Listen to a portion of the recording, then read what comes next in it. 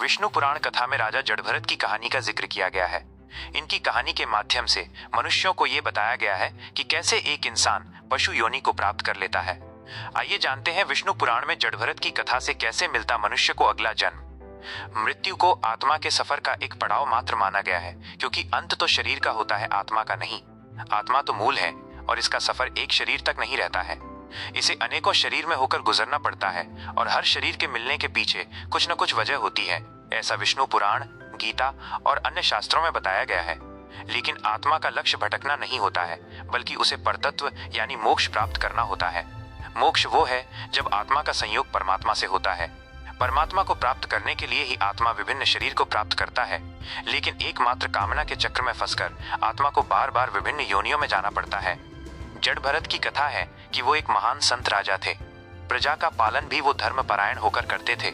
लेकिन एक दिन हुआ ऐसा कि जब वो स्नान कर रहे थे, तभी एक हिरणी सिंह के भय से भागते हुए नदी में कूद गई, लेकिन वो नदी को पार नहीं कर पाई। हिरणी गर्भवती थी और जल में ही उसे प्रसव हो गया। उसने एक हिरणी को जन्म दिया और वहीं मृत्यु को प्राप्त हो गई।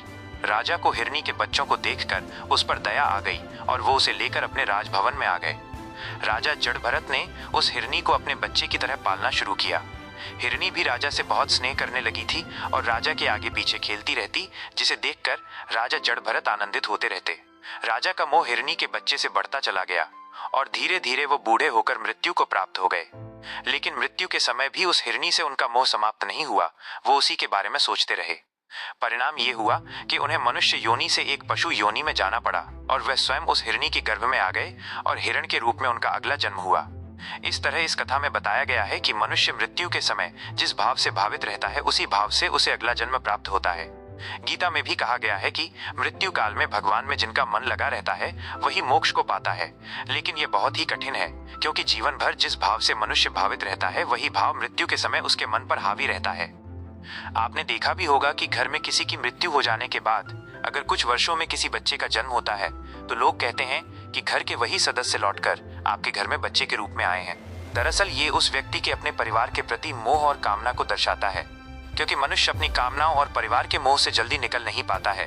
गरुड़ पुराण में कर्मों की प्रधानता बताई गई है, जिसके अनुसार मनुष्य जैसा कर्म करता है उसी के अनुसार उसे अगला जन्म मिलता है। इसलिए कर्म और कामना इन दोनों को ही मनुष्य के अगले जन्म का कारण माना जाता है।